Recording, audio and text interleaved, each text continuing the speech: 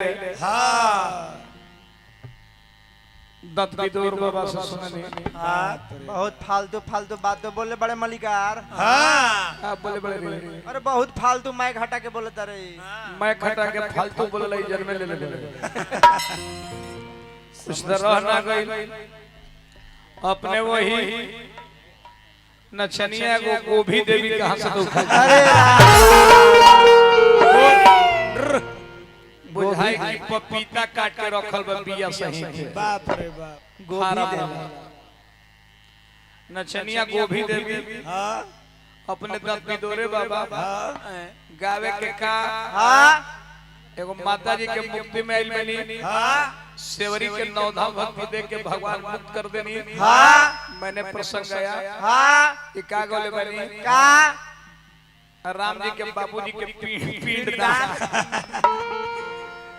तारा खानदान बात का पारी हो रही। बाप रे बाप एगो है तो एक रानो बिहान कर दी है। बाप रे बाप शिव शंकर पिंडे दान तू पिंडे दान खाली उनका खाली मारब तो पिंड दान निकल जाई मोबाइल। अच्छा तू गावत तारा गाना ये निमन लगता हो डिले कम न करो ना तारा निमन लगता तो लोग के निमन लगे ढेर तो कुर्सी लाल लाल लोग को आदत। बाप रे बाप तू आज से अपन गाड़ी पर लिखवा लो का कि आई एम भीड़ भगावन ब्यास हाँ मिलने का पता लेनवारी में समय 6 से 9 खाली पेटे बिना भैंसली प्रोप्राइटर गोभी देवी। रुपया के चलते केकरो फंक्शन बिगाड़ल ठीक ना लगे तब रुपया के तरह काम बा तू राम जी के माई के मुक्ति हाँ मृत्यु गा देता हम सेवरी के मृत्यु गनी तू ना बुझे त राम जी के माई के मृत्यु गावो चाहे सती तो हम भइल दोनों गाता चाहे गा देता सती सुलोचना के मृत्यु तना कह देलो एक नारी के महान आइल पर नारी के महान में गाव कर बाबूजी के पिंड गा इनका मारे वाला क्यों नहीं कि हमरा भरत कहने के हमरा मारे के मन को चाहता रे कि मोछ के न छिलवैले। हाँ अच्छा हो जाए का याद पर जाएगा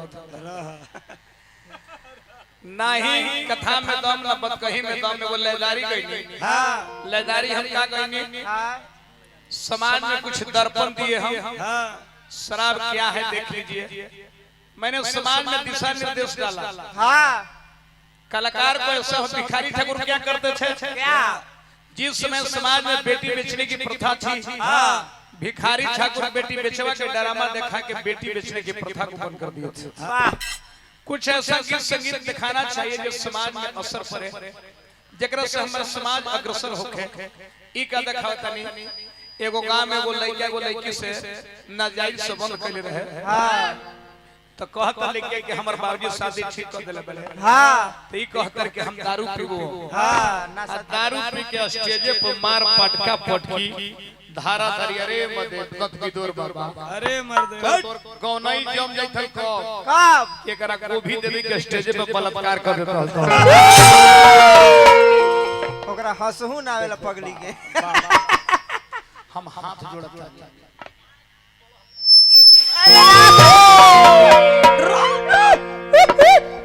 चल तोरा चाहता हमने गौनई गइले समाज हमर कुछ देखे आइल बा तो हम देखाई ले हेलो साफ रखा कोतर के लालू यादव मोछ छिलैले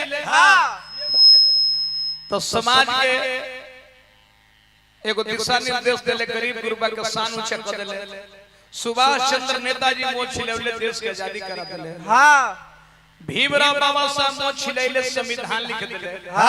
अच्छा ई मोछ छिला के का करते नहीं क्या करता रे ई मनोहरो पोथी लिखल है और वो सब के नहीं थे बुझा ई अपन मोछ छिला के मोछ छिला के खाली लाणे चढ़ी रह मर्दे कहा के पंडित जी नचावी तली रंडी जी। अरे मर्द चला चातर ना लबा मछली बेच चिलम लगा देवा खाली भेड़ुआ तेड़ुआ होई करब हौ करब मैं खटा के माय खटा के बहुत फालतू बोलले बड़े माथा तुम्हार गरम हो गेल बा इनका पर। अरे तू देख सिरजा नाम के कोनो फंक्शन मत बिगाड़ो ना रुपया के काम बा तो रुपया तेरा मिली मिली ई गोभी देवी के ले जा कलकत्ता सोनागाछी में दुकान खोलो। भीड़ लगी तो देह तो बड़ी बढ़िया बा, फार्म वाला शरीर है, थकबो न करी भाई। पपीता छाप एकदम समान लगे कि पपीता बिये सही से काट के रखल बा। बे एक तुरी में काय गो आवने भीड़ लगी तो तू कहे कि इमरजेंसी के लिए इधर भी काउंटर खाली है। लगा जप जप